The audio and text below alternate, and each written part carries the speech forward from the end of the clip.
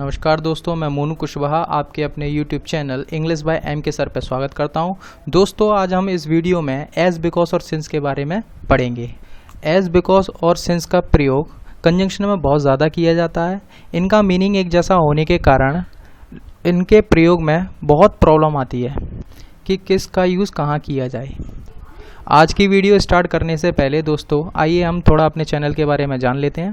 दोस्तों, हमारे चैनल पर इंग्लिश की जितनी भी वीडियो आएंगी वो सभी एग्ज़ाम्स के लिए सफिशिएंट है। दोस्तों, अगर आप हमारे चैनल पर नए हैं तो हमारे चैनल को सब्सक्राइब करें। अगर वीडियो आपको पसंद आए तो लाइक करें, शेयर करें। दोस्तों, इनके यूजेस को स्टार्ट करने से पहले आइए थोड़ी सी इसकी डेफिनेशन को जान लेते हैं। तो एज, बिकॉज और सिंस कंजंक्शन है जो कि किसी परिणाम को उसके कारण के साथ जोड़ने का काम करते हैं। इनके द्वारा एक आश्रित उपवाक्य यानी सबऑर्डिनेट क्लॉज की पहचान होती है। यानी कि एज, बिकॉज और सिंस ये क्या है? कंजंक्शन है और ये एक रीजन को उसके रिजल्ट से जोड़ने का काम करते हैं। ठीक है ना। एज, बिकॉज और सिंस से अगर कोई क्लॉज बन के आ रही है तो वो एक डिपेंडेंट क्लॉज बनेगी और डिपेंडेंट क्लॉज को ही हम क्या कहते हैं? सबऑर्डिनेट क्लॉज कहते हैं। इतनी सी बात क्लियर है। इंग्लिश में भी इसकी डेफिनेशन जान लेते हैं। As, because and since are conjunctions, यानी कि ये तीनों क्या है? कंजंक्शंस हैं।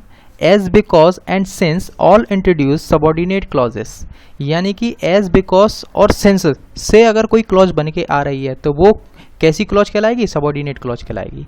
दे connect the result of something with its reason, यानी कि एज, बिकॉज और सिंस से अगर कोई क्लॉज बन के आ रही है तो वो एक रीजन को बताएगी, जो कि किसका रीजन होगा? एक रिजल्ट का। यानी रिजल्ट को उसके रीजन से जोड़ने का काम कौन करते हैं? ये एज, बिकॉज और सिंस करेंगे। ठीक है दोस्तों, स्टार्ट करते हैं। पहले बिकॉज को पढ़ेंगे, उसके बाद में सिंस और एज को पढ़ेंगे। बिकॉज के यूजेस को देखने से पहले एक बार इसकी डेफिनेशन को अच्छे से जान लेते हैं। तो दोस्तों, बिकॉज की हिंदी होती है क्योंकि, जैसा कि आप सबको पता होगी।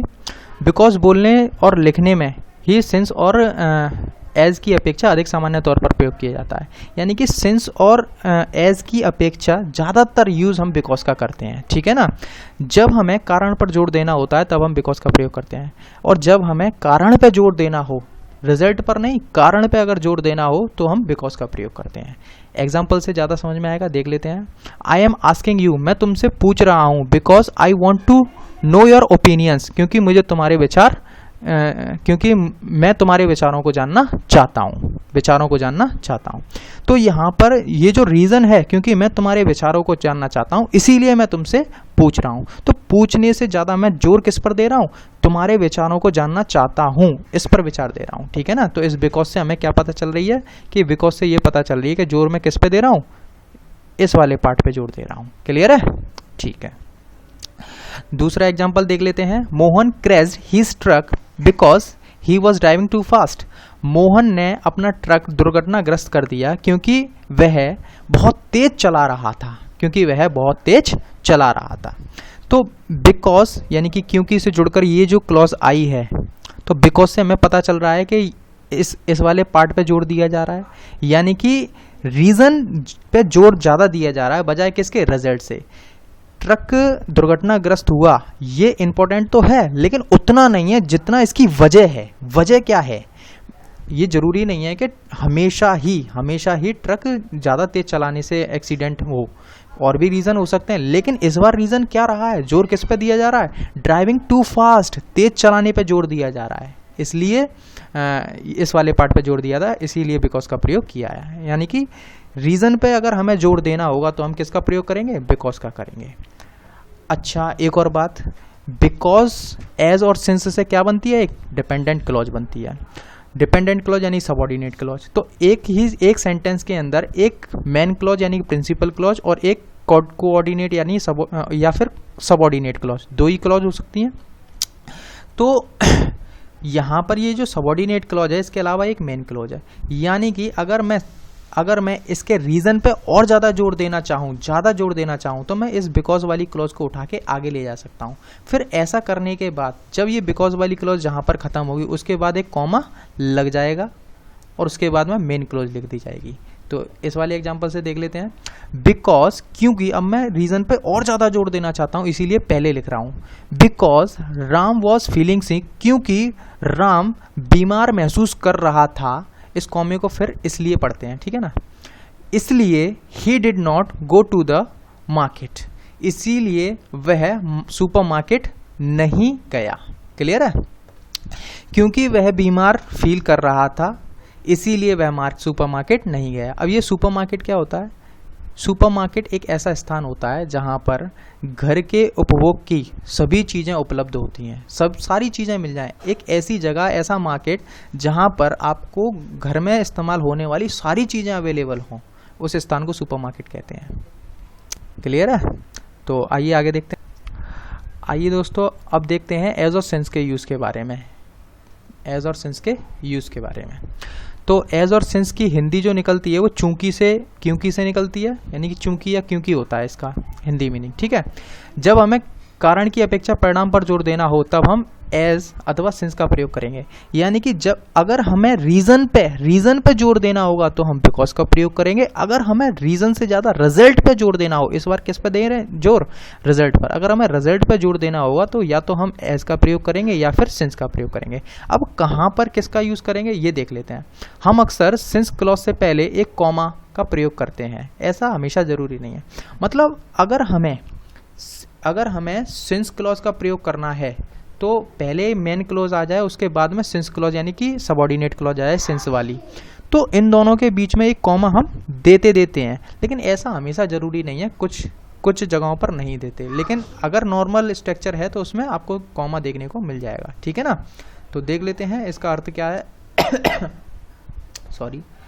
We don't have any dessert tonight, हमारे पास आज रात कोई डिजर्ट नहीं है, कोई मिठाई नहीं है। सिंस क्योंकि you at the ice cream last night, क्योंकि लास्ट नाइट को तुमने आइसक्रीम खा ली थी, क्योंकि तुमने खा ली थी। तो यहाँ पर सिंस से जुड़कर ये जो क्लॉज आ रही है ये एक रीजन को बता रही है, लेकिन सिंस से एक रीजन आ रहा है, इसका मतलब रीजन पे हम जोर नहीं देना चाहते। हम किस पर जोर देना चाहते हैं? रिजल्ट पर। यानी कि पिछली रात यानी कि लास्ट नाइट को तुमने आइसक्रीम खा ली, ये इतना इंपॉर्टेंट नहीं है। जोर किस पे दिया जा रहा है? उसकी वजह से, तुम्हारी आइसक्रीम खाने की वजह से क्या हुआ कि we don't have any dessert tonight, आज रात हमारे पास कोई मिठाई नहीं है, कोई मीठा खाने को नहीं है। अब ये डिजर्ट को एक वर्ड आपको नया सा मिला होगा, इसका मतलब क्या है देख लेते हैं। DESSERT डिजर्ट, इसमें डबल एस है, तो डबल एस वाला जो डिजर्ट है इसका मतलब होता है मिठाई। रात में खाना खाने के बाद में आप कुछ मीठा खाते हैं ना, ये वही मिठाई है जो मीठा आप बोलते हैं, खाना खाने के बाद कुछ मीठा हो जाए तो उसी को डिजर्ट कहते हैं, ठीक है। अब अगर मैं इसमें से एक एस हटा दूं, एक ही एस रहने दूं, तब भी डिजर्ट रहेगा। तो इस डिजर्ट का मतलब, जब सिंगल एस वाले डिजर्ट का मतलब होता है रेगिस्तान। क्लियर है? यानी कि आपको अब डिजर्ट का मतलब समझ में आ गया। तो इस सेंस से क्या पता चल रहा है हमें कि रीजन इंपॉर्टेंट नहीं है, क्या है? रिजल्ट इंपॉर्टेंट है। तो आइए नेक्स्ट वाला एग्जांपल देख लेते हैं कि Bilardo coaches his team by telephone since half of them play in Italy, France और स्पेन। यानी कि जो बिलार्डो है वो अपनी टीम को टेलीफोन के द्वारा कोच करता है, प्रशिक्षित करता है ना। क्योंकि सिंस क्योंकि हाफ ऑफ देम, उनमें से आधे, उनमें से किन में से आधे? जो लोग खेलते हैं उनमें से आधे प्ले खेलते हैं इन इटली, फ्रांस और स्पेन।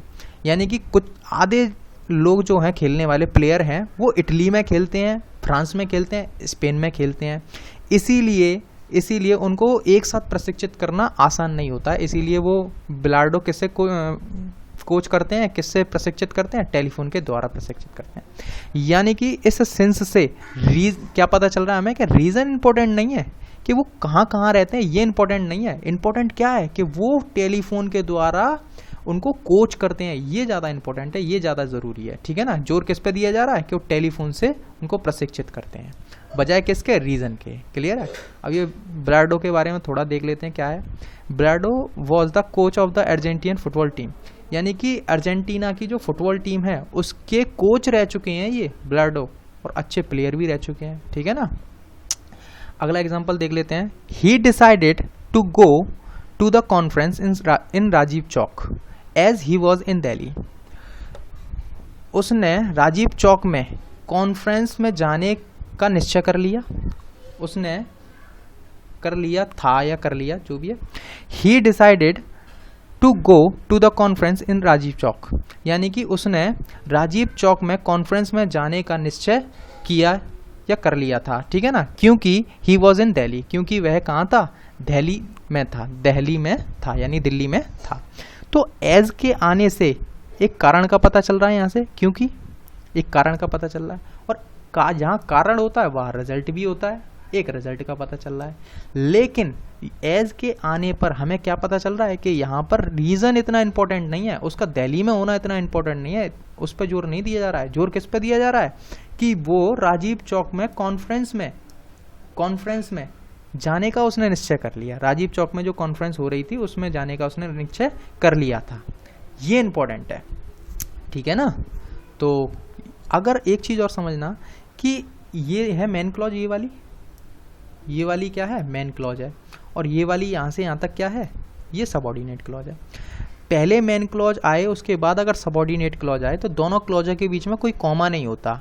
लेकिन एज और सिंस में अगर देखें तो सिंस से पहले आ सकता है कॉमा, मेन क्लॉज फिर सबऑर्डिनेट क्लॉज, लेकिन उसके बीच में कॉमा कब आएगा, सिंस वाले क्लॉज के साथ। और कोई क्लॉज होगी तो कॉमा नहीं आएगा। अगर सबऑर्डिनेट क्लॉज को मैं पहले ले जाऊं, शुरुआत में ले जाऊं, तो सबऑर्डिनेट के खत्म होते ही एक कॉमा जरूर आएगा। जैसे कि एग्जांपल इसमें देख लो, as everyone already knows each other, क्योंकि हर कोई एक दूसरे को पहले से जानता है।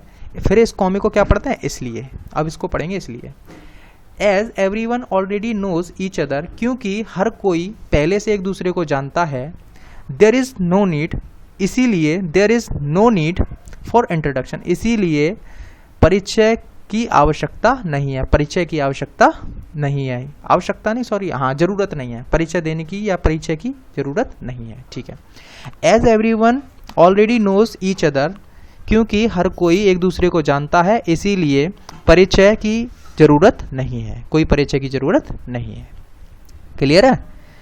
अगर हम इस एज वाली क्लॉज को, यानी कि जो ये डिपेंडेंट क्लॉज है, सबऑर्डिनेट क्लॉज है, अगर हम इसको मेन क्लॉज के बाद रख दें, इस वाली क्लॉज के बाद रख दें, तब ये कॉमा नहीं आएगा, तब ये कॉमा हट जाएगा। क्लियर है।